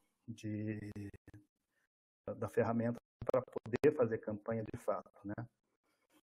Também tem um momento que é regulamentado a doação pela internet, o que pode ser, se pode fazer blog, não pode fazer blog, o uso das redes, e na última campanha se regulamentou coisas como o impulsionamento de conteúdo, né, e até a figura da pré-campanha. 2014, não sei se vocês lembram, mas é quando a campanha da Dilma, portanto, uma campanha depois, vai utilizar de fato a internet, vai criar um site que tem uma função fundamental na campanha dela, que é o Muda Mais, coordenado pelo Franklin Martins, né?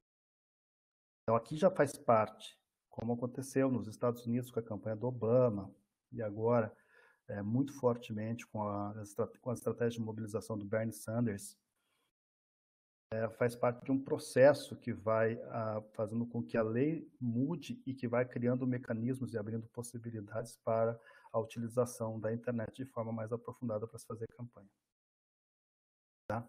Então, tudo isso, né, a internet, rádio, televisão, são as condições materiais em que se dá uma campanha, não que ela determina que de forma que a campanha se dá, até porque o Muda Mais é um exemplo de que não existe essa relação de determinação.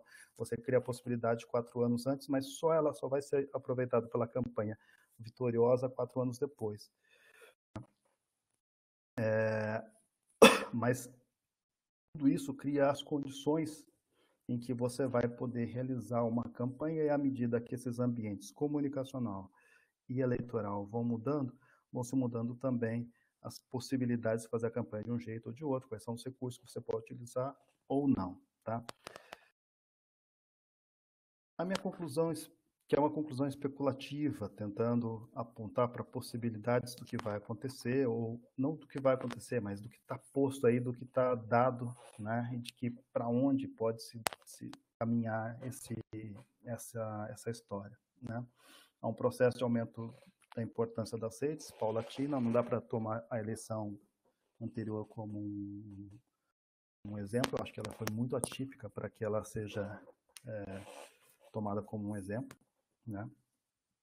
Mas há nitidamente um aumento do peso das redes sociais no planejamento de campanha, né? Aqui eu peguei um trecho de uma entrevista que eu e a Carmen Sunier fizemos com uma consultora, hoje uma das sócias da Ideia Big Data, uma das empresas que está trabalhando aí com microtarget, com pesquisa e tal, que é a Sila Schumann, que é uma curitibana que é do mercado de consultoria de marketing político, né? Para 2010, o que fazia diferença era o Orkut. Aqueles grupos de Orkut eram especialmente importantes para o PSDB, porque as pessoas se encontravam ali e discutiam. Ali se formaram boas bases e depois as campanhas de internet já partiam dessas lideranças que se formaram. Então, na campanha de 2010, a rede mais importante foi o Twitter, porque o Facebook não era usado por pessoas públicas. Este ano foi o Instagram e o WhatsApp. O Instagram teve um protagonismo bem grande para pegar os jovens que já estão saindo do Facebook. Então, o Bolsonaro usou especificamente foi o Facebook com as lives. Também começa, isso para mim ficou muito nítido durante a campanha do Rosinha, e o peso de você ter, antes você botava muito do seu dinheiro para produzir um programa, sobretudo de televisão, de altíssima qualidade, né? Essa foi a lógica que veio vindo lá atrás, com o pessoal da Globo, depois com o Duda, com o João Santana, com o Nizam e tal. Mas o que ficou claro, né, o que parece que está se construindo, é um ambiente em que você tem que ter conteúdo mais diversificado, como foi a campanha do Trump, e é discutível se a Cambridge Analytica teve o peso que ela disse que teve, mas de qualquer forma você tem que colocar a questão do microtarget e desse tipo de comunicação como parte da conta hoje, né, de uma campanha eleitoral, e você tem que produzir mais conteúdo mais diversificado, ainda que para isso um efeito disso seja uma perda de qualidade desse conteúdo. Esse conteúdo não é de altíssima qualidade, mas ele é muito mais diversificado. Eu acho, isso é bem especulativo, é que a gente está vivendo uma mudança da matriz de custo. Tá? Antes se gastava muito com a produção de conteúdo, e daqui para frente, cada vez mais vai se tornar mais caro a distribuição. Você botar pessoas para fazer o conteúdo chegar nesses microtargets, isso é mais caro, a distribuição está se tornando mais cara. Como hoje, assim, se existe uma máquina de fato, eu acho que existe, né, bolsonarista, ela está gastando muito dinheiro para fazer o conteúdo, sobretudo para fazer o conteúdo chegar, né? E está gastando bem menos dinheiro para produzir um conteúdo de alta qualidade, né? Existe a própria Sila disse isso nessa entrevista que a gente fez com ela. Existe um certo atordoamento dos profissionais que trabalham nesse mercado, sobretudo depois da última eleição, e muita gente que se sente desatualizada, tendo que voltar a estudar de novo, aprender a fazer comunicação de um jeito, e tem que agora aprender uma série de coisas que são do mundo digital. Então, a Sila disse para a gente textualmente que houve um desgaste muito grande com a Lava Jato, né? E um efeito da forma como essa última campanha foi ganha, né? E esses profissionais de Camp, que é uma organização de profissionais de marketing, tem um site, fazem eventos e tal, e eles estão buscando se reciclar tanto para a imagem deles próprios, como se reciclarem profissionalmente para poder entender este ambiente. A Sila mesmo é sócia da ideia Big Data, que está com o pé inteirinho nesse novo nicho de mercado, né? As redes não apenas nutrim militância, mas também as organizam. Para mim, isso é uma coisa muito distinta. Aquela militância que é nutrida pela rede bolsonarista, ela não é apenas nutrida com informações, ela também é organizada pelas redes, né? Para mim, é uma diferença fundamental daquilo que os meios unidirecionais fazem em um meio bidirecional como a internet, uma estrutura bidirecional como a internet faz, né? E a possibilidade de você organizar a militância, não apenas você comunicar-se com a militância. Há uma pressão do nível comunicacional sobre o nível eleitoral, né? Por exemplo, na última eleição se abriu uma figura esquisitíssima. Você se encurtou a campanha. A campanha ficou com 35 dias, campanha de rádio e televisão. Isso diminui a chance o debate em si, eu acho que é um prejuízo grande para a democracia brasileira. Mas, em compensação, você criou a figura da pré-campanha, da pessoa que pode se referir a si mesmo como um pré-candidato, já está antes de ser candidato fazendo campanha. Além disso, é evidente que quem vai organizar a campanha, as campanhas desse ano já começaram a ser organizadas no ano passado. Campanha em rede você não organiza assim em cima do laço, como era possível fazer com uma certa antecedência para a rádio e televisão, com 6 meses de antecedência, depois mais curto, mas para você fazer campanha nas redes, para você conseguir a militância, cadastrar, fazer o que o Bolsonaro fez, isso demanda tempo. Isso significa que a legislação está desatualizada, ela não permite isso, ela não aporta recurso para isso, né? Só que no momento que ela aporta recurso para você fazer campanha, você já está atrasado. Ninguém vai esperar o recurso chegar para começar a estruturar uma equipe de redes e estruturar uma relação com os eleitores nas redes sociais. Portanto, há uma pressão muito grande do que é a campanha permanente, você tem um contato constante com o eleitorado, em cima da legislação. A legislação, como ela está posta, já está defasada em relação àquilo que se faz, né? Na última eleição, a legislação é sempre tensionada pelas campanhas, as campanhas tentam sempre ficar no limite para não ferir a legislação, mas tensionando a legislação. Na última, para mim, foi muito claro que, sobretudo, a campanha do Bolsonaro transgrediu fortemente, né? Começou a fazer campanha muito antes e continuou com a máquina de campanha depois, né? Ferindo a legislação. O Bolsonaro inventou o Caixa 2 terceirizado, um Caixa 2 em que empresas não botam mais dinheiro no partido, mas elas próprias contratam diretamente os serviços de campanha permanente, né? A campanha permanente que ele move no país até hoje. E eu acho que essa frase é minha, o Bolsonaro hoje, pela maneira como segue em campanha o tempo todo, ele não é avaliado exatamente pelo governo que faz, mas pelas posições que defende. é possível que isso explique, em parte, a resiliência do apoio ao seu governo, maior que de Collor, de Dilma e até mesmo de Lula, que bateu em 30%, mas nunca esticou a corda como estratégia para manter seu eleitorado. Pelo contrário, né? Acho que o que a gente vê é uma hipótese mesmo. Talvez, em parte, essa resistência do Bolsonaro em perder a credibilidade junto ao seu eleitorado se dá pelo fato de que nós não adentramos no momento em que nós estamos avaliando o governo Bolsonaro. Nós ainda estamos em campanha, então ele é avaliado em parte porque defende certas posições com as quais os seus eleitores concordam, né? Dito isso, amigos, encerro.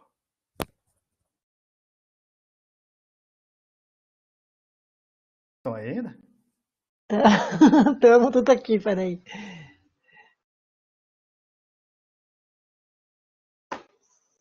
Eu separei uma série Pessoal, vamos lá. Voltando aqui para a câmera. Pessoal, vamos agora fazer o debate e perguntar agora as questões teóricas aí pro Mário também. Eu acho que uma das questões que o Aurélio também está trazendo é a questão, então, da pandemia, né, nesse momento. Né, como que a gente vai trabalhar com uma campanha de rua, né, nesse momento, é um dos pontos. E o Mário tocou numa das questões de mobilização aí, que também justamente a conversa aí entre os textos e entre os temas foi justamente como mobilizar, né, um instrumento, digamos, uma coisa está relacionada à outra, digamos assim, né? Eu acho que desde 2013, desde que o Castells escreveu o Resignação e Esperança, acho que todo razoavelmente se concorda que ruas e redes estão interligadas, que você faz essa mobilização para a rua, essa mobilização passa pela organização digital, exatamente por essa característica de não ser apenas um meio de... Eu não falo internet, eu não chamo internet de meio. Para mim, internet é exatamente a estrutura física, é o conjunto de cabos. E sobre esse conjunto de cabos se faz uma série de coisas, se faz uma série de plataformas como o YouTube, se faz redes sociais, se faz uma série de coisas, né? Mas essa estrutura de cabos, diferente das antenas de televisão, elas levam informação nos dois lados. A antena de televisão leva para um lado só.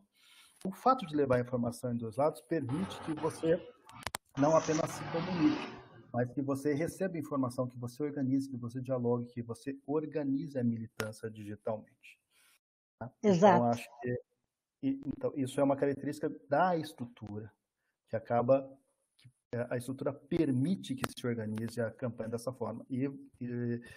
Uma campanha, uma das coisas que faz o Bolsonaro ser tão eficiente é o fato de que ele organiza muito bem essa militância via redes, mas não organiza só para passar informação, para passar fake news, mas organiza também para organizar mesmo a ação desses caras no mundo real, nas ruas. Isso, porque uma coisa, uma vai complementar a outra, porque não se restringe, bem como você falou, a fake news. A questão é que se refere a mobilizar emoções. E esse é um dos pontos. A gente tá tocando o interfone aqui em casa, você acredita? Peraí, e eu tô sozinha. Deixa eu ir lá, só um minutinho. Mário, vai tocando aí, por favor. Que interfone já viu, né? Posso fazer uma pequena observação, Mário, complementar ao teu texto e o da Dani? Nada a ver.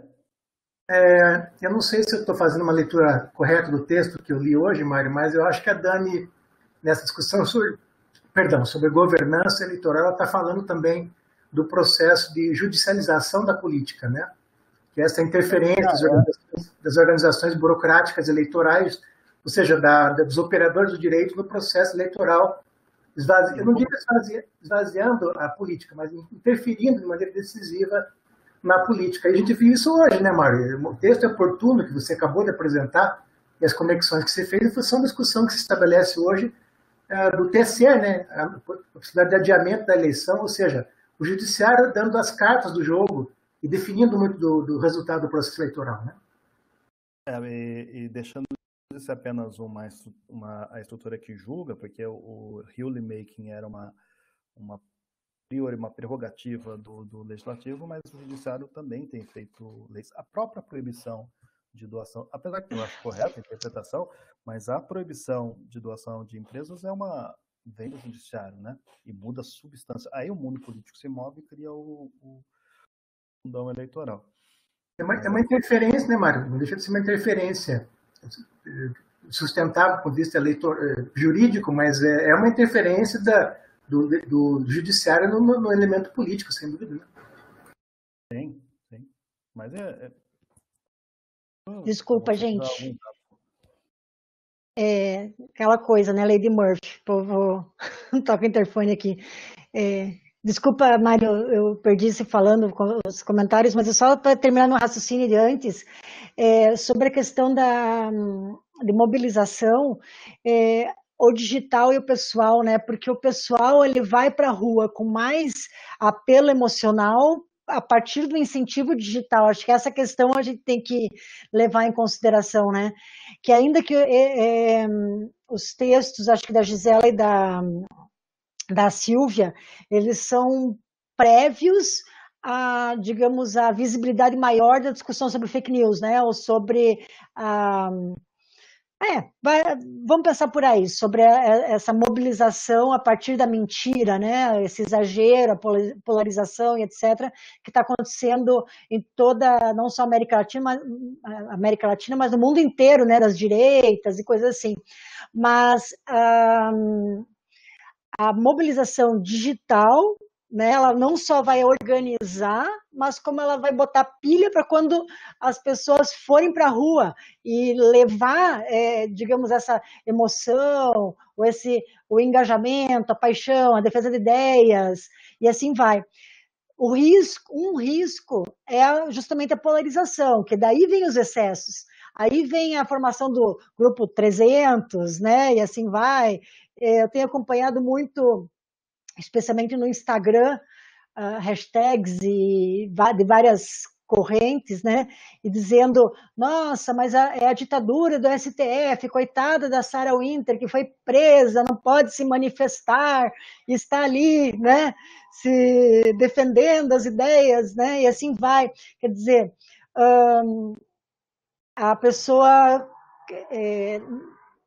a narrativa que é criada digitalmente para gerar um comportamento de mobilização física, né? O bolsonarismo ele está mostrando isso muito, até com o aplicativo que eles têm de mobilização, né, dos bolsonaristas, né, criando justamente esse clima de não podemos passar por outras redes sociais digitais ou pelo jornalismo, porque eles distorcem, essa é a narrativa que eles têm, né?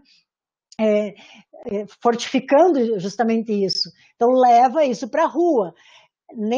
Tendo esse cenário, até acho que os cientistas políticos que estão aqui no grupo podem nos ajudar nesse sentido, que acho que esse cenário ele vai, junto com a pandemia, vai ajudar a mudar um pouco os ânimos dessa eleição local esse ano, né? Porque a gente tem uma pandemia, a gente tem uma polarização e a gente tem uma exacerbação dos ânimos.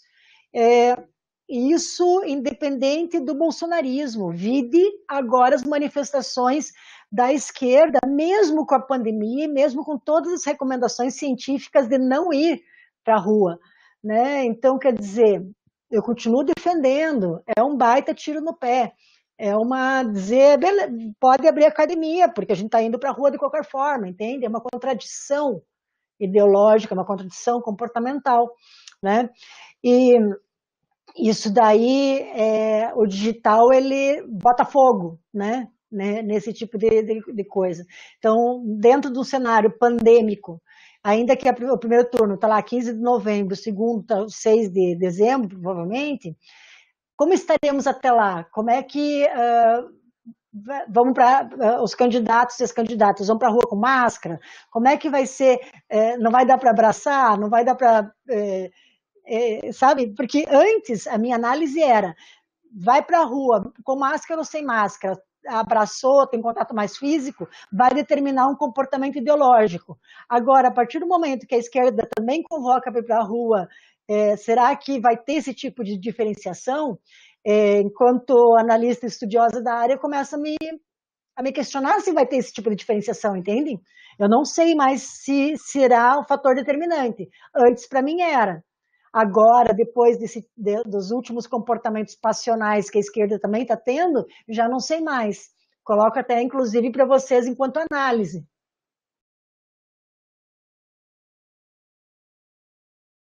Gente, vamos falar aqui, para a gente não ficar só nós falando. Lu, eu tenho um ponto para puxar aí, falando ali com o Mário. Bora lá. Meus cachorros vão participar, tá? É hora de dar comida para eles. Um ponto que me chamou a atenção na tua fala, inclusive, que aí acendeu essa luzinha. Lembrando a temporalidade desses textos, né? Eles foram produzidos aí um pouquinho antes de toda essa controvérsia com as fake news e de ter mais produções mais intensas, né, de pesquisas com base nas eleições lá de 2016 dos Estados Unidos e as mais recentes, né? Que, para mim, mostram muito isso que o Mário falou. A gente acaba entendendo pela leitura dos textos que a internet ela é um meio, né? É como se fosse algo único, uniforme. Mas ali dentro tem, como o Mário bem falou, ela é uma estrutura que congrega diversas formas, diversas outras dinâmicas de comunicação, né? Diferente dos meios eletrônicos que o Mário coloca, né? TV, rádio, que tem a mesma lógica, né, uma comunicação mais unidirecional. Na internet, a cada novo aplicativo você tem novas tentativas, né, novas experimentações. Então, isso abre um rol difícil de acompanhar também nas pesquisas, né? Então, a cada nova eleição, a gente vai ter um novo desafio aí. Porque se ontem foi o Orkut, anteontem foi o Twitter, hoje foi o Facebook, o WhatsApp, amanhã pode ser o TikTok e qualquer outra coisa. Então é difícil, né? E isso também é um desafio para o próprio pessoal que trabalha com direito eleitoral, porque sempre vai ter que ficar atualizando, não só para a gente que estuda a questão da comunicação, como para quem trabalha com as leis. E existe o próprio conflito em termos de formação de opinião pública que nos coloca, a gente como profissionais de comunicação, né, como os responsáveis pela gastança, né, pela corrupção e etc., no uso de verba, né, para campanha, como se alguém pudesse se eleger sem visibilidade, como se a visibilidade não fosse um dos elementos principais de uma democracia. Eu acho que tem isso, que a legislação já está atrasada, ela já surgiu atrasada, porque a internet ela é muito rápida, ela muda muito rapidamente, né? A internet é isso, a estrutura permite que coisas novas surjam, coisas ganhem relevância, percam relevância. Imagine, se você dissesse que há 3 anos atrás que o Facebook ia se tornar uma rede para o pessoal mais de meia idade, era risível, e está se tornando uma rede para o pessoal mais de meia idade. Por caminhos tortos, o Brasil fez digamos, uma massificação da telefonia celular que era cara, era um troço que não tinha como funcionar muito bem, porque a gente tinha uma das telefonias mais caras do mundo e tal, e de repente as pesquisas, por exemplo, a Finascar 15, que foi feita em 2016 e também a pesquisa brasileira de mídia, mostra um boom, um crescimento gigante ali naquele momento, 15, do pessoal da conexão por celular, para o celular se tornando a grande caixinha de convergência e tal. E um serviço caro, mas mesmo assim no país se faz exclusão digital através dessa estrutura, que está mais barata hoje, mas que é cara também. Então, tudo isso que diz, as pessoas a internet ainda não tem tanta relevância porque o acesso cada vez mais o acesso está crescendo. Cada vez mais o acesso está crescendo, e esse é um processo que está acontecendo agora. Vou dizer assim, é mais importante a internet? Hoje acho que ainda não. E acho que o que o Bolsonaro fez é um ponto fora da curva. Mas, paulatinamente, a internet está ganhando relevância. as coisas que se fazem com base nessa estrutura estão ganhando relevância nas campanhas eleitorais.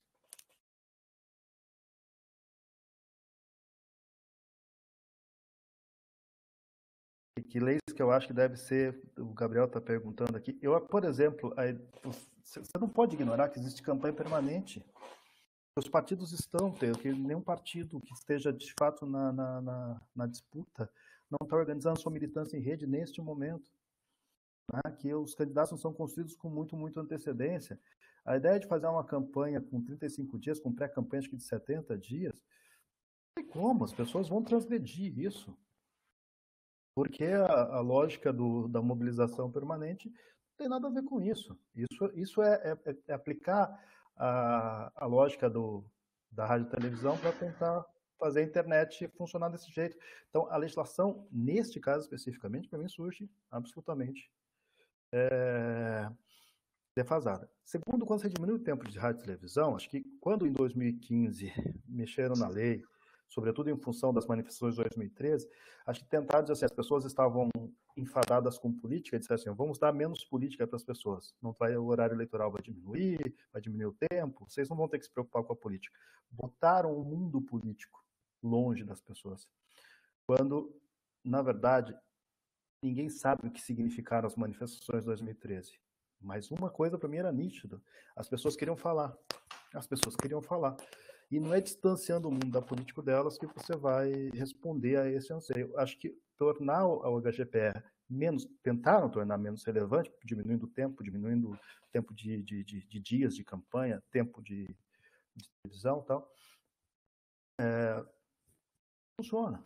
Aí as pessoas elegem um outsider. Acho que uma das coisas que fez o Bolsonaro chegar onde chegou foi a maneira como o campo político reagiu e detentor do poder de fazer as regras, fez regras que atentaram contra eles mesmos. E o centro perdeu espaço para a centro-direita. Mas a questão do outsider... Os outsiders, Eu não vou chamar Cadê o Matheus Cunha? O Ricardo Felipe também já está se manifestando. Vamos falar sobre outsiders. Opa! O Matheus Cunha estudou, a dissertação dele foi sobre isso. E eu também, o Ricardo também, o RP também estudou sobre. E uma das coisas que eu mais bato na tecla é sobre Bolsonaro não é outsider. Ponto. Não. Né? E assim, Dória tampouco. E assim vai. Quer dizer, a gente pega figuras públicas e diz, não, esses caras são outsiders. Não são outsiders. Eles podem se vender enquanto estratégia eleitoral, mas não são, né? Porque já são figuras públicas e etc, né? E, enfim, cadê o RP para falar do Tiririca, RP? Nós estamos com saudade de escutar você falando do Tiririca. Oi, gente, tudo bom? Tranquilo? Então, aproveitar para fazer um adendo, né? Então, acho que é dentro desse contexto que a gente está trazendo. Vocês, quem me conhece, mas eu trabalhei com especificamente a campanha eleitoral do Tiririca. E assim, isso foi em 2014, né, Lu? Então, a campanha de 2014, né? Na verdade, desde 2010 e tal. E o que mais me pegava naquele momento é a questão da espetacularidade, né? Que eu me perguntava como é que é possível uma pessoa que se diz totalmente apolítica pode ter sido eleita, né? Onde que está o discurso dela? E o interessante foi encontrar justamente que havia muito discurso no não discurso, né? Naquele período de 2014, em que a gente ainda, na verdade, 2010, né? Que a gente ainda a gente não estava esperando o meteoro como a gente está esperando agora, né? Que parece que tudo está andando num caminho um tanto quanto nebuloso, digamos assim. Mas foi interessante justamente encontrar que o Tiririca representava uma parcela muito forte da população naquele período que queria uma ressignificação da política, né? Eu acho que foi um dos grandes achados. Mas eu acho que uma outra coisa que eu queria fazer, aproveitar que o Mário está aqui, e queria, na verdade, falar duas coisas. Essa questão do Tiririca, que é interessante, Mas a outra é que, quanto a questões do meio, toda vez que surge um novo meio, parece que a humanidade tem um tempo para se adaptar a esse novo meio, né? Então, quando surgiu, por exemplo, a tipografia, tivemos um período ali para estabelecer novas formas de relações da comunicação, e depois surgiu o rádio e a sociedade se ressignificou, e depois surgiu a televisão, e assim vai. Parece que toda vez que a gente descobre um novo meio de comunicação, e agora esse meio que a gente tem a possibilidade de participar também, né? Antes a gente não tinha essa via de mão dupla, né? Como é que esse novo meio agora ele está fazendo com que a gente ressignifique todas as bases da sociedade, inclusive até o ressurgimento de uma coisa muito parecida quando surgiu o rádio, que foi o fascismo, né? O fascismo estava muito atrelado ao momento do rádio. E hoje a gente tem uma coisa muito parecida também. Então, acho que também é um período que a gente tem que talvez que a humanidade vai se educar aí para tentar entender esse meio e como a gente utiliza e como a gente vai lidar com essa situação, principalmente agora no Brasil, né? Acho que é isso. Eu acho Só fazendo um adendo, que acho que seria interessante, o Matheus está tentando habilitar o áudio também, porque para complementar, mas o Ramon acabou de falar sobre tecnologia disruptiva, e que tem a ver com o que o RP estava falando, com o que a gente está discutindo.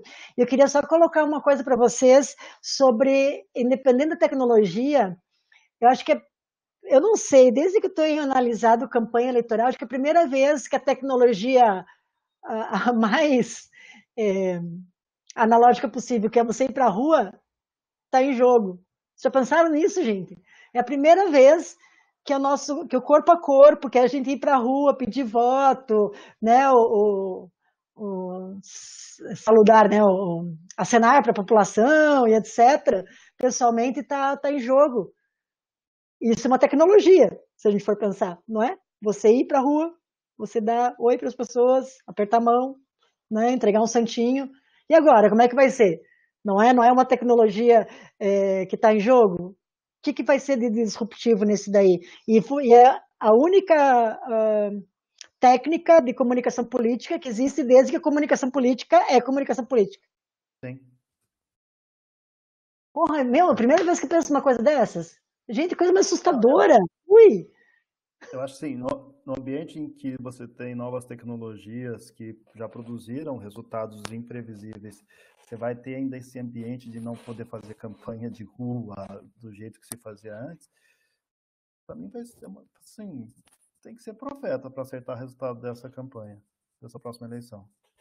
É muito difícil acertar, é muito imprevisível como esse troço vai funcionar. As pessoas que vão fazer essas campanhas vão ter que queimar muito pestana para achar soluções de como fazer o negócio funcionar. Para mim está muito aberto, muito aberto. Sim, está muito aberto, até porque o cenário, veja, gente, o contexto, a gente vê isso nas nossas vidas pessoais, a gente vê isso na universidade, a gente vê isso em tudo. O contexto está mudando diariamente. Como é que a gente vai prever novembro? Não é? Como é que a gente vai prever? Não tem como prever. Eu acho que a única coisa previsível é que está tudo imprevisível. Não sei como é que vai ser o planejamento de campanha, nada disso, né? Realmente, haja ser profeta. Comício pelo Zoom. Então, né? Comício. Se não vai ser showmício, vai ser o quê? Será tecnomício? Porra, vamos colocar um nome, gente, para isso? Daí a gente coloca, assim, o tecnomício. Eu participei de uma videoconferência dos prefeitos ontem, Lu e Mário, e os prefeitos estão muito bravos porque os seus adversários já começaram a fazer campanha na prática, né? Inclusive com visitas, e estão quebrando, inclusive, o distanciamento social. E eles não podem fazer campanha porque estão preocupados em combater a pandemia. Então está havendo já uma guerra de bastidores que envolve, na qual a Covid se inseriu, e que está muito bruta. Ou seja, a campanha, como disse o Mário no começo, já começou na prática, antecipou o processo e já a guerra já está aberta. Só que os prefeitos, sobretudo aqueles que têm mais idade, né? Aqueles que têm 100 prefeitos no Paraná, por exemplo, com mais de 65 anos, não podem ir para a rua, não podem fazer campanha tão bravos por causa disso, portanto não podem ser candidatos à reeleição em ambiente de igualdade em relação aos candidatos da oposição. É um cenário complicado que você falou, de fato. O pessoal que vende ferramentas aí para campanha, tipo sistemas de monitoramento de rede, sistemas de marketing automático, o pessoal que desenvolve coisas que serve para fazer campanha política, estão vendendo essas soluções desde o ano passado. Desde o ano passado que eles estão abordando os políticos, dizendo agora é a hora. E tá certo, aquele momento, o ano passado, era a hora de começar a estruturar esse conjunto de estratégias. Porque você fazer por que o Bolsonaro não abre mão de ter essa militância mobilizada? Isso dá trabalho para fazer. Né? Dá muito mais trabalho do que você organizar uma equipe para fazer um programa de rádio e televisão e depois montar essa equipe e daqui a 2 anos montar de novo, desmontar. Você montar esse grupo e manter esse grupo coeso dá muito trabalho. Quem que vai fazer isso? E depois, logo em seguida, abrir mão disso, porque a legislação diz que não pode. Né? Então, a campanha já começou há muito tempo, e se for aplicar a lei a ferro e fogo, todo mundo vai ser caçado.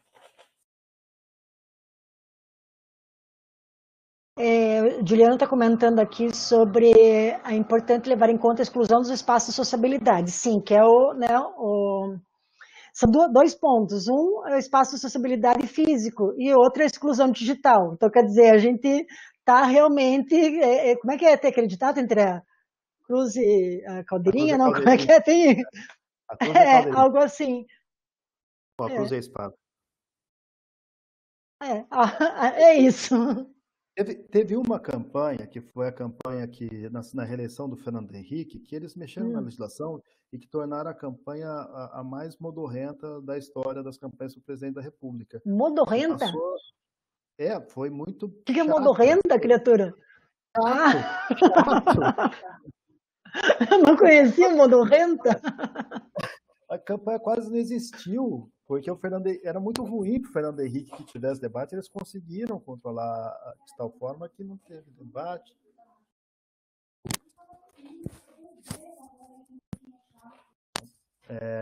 Que a campanha aqui à tarde, a campanha quase não aconteceu. Eu acho que a gente periga ter uma campanha bem morna também, como aquela. As pessoas não podem sair, não podem fazer campanha, tal, e as pessoas... Campanha remota. E as pessoas estarem muito menos preocupadas com quem vai ser o próximo prefeito, o próximo vereador, e estar com a cabeça em outro lugar, perdendo emprego, a economia vai estar em frangalhos. Mais do que nunca, a economia vai ser fator determinante, né? E como fazer uma campanha remota para populações que não vão ter acesso a esses instrumentos. Então, quer dizer, agora puxando, gente, acho que até para encerrar, né, por causa do tempo,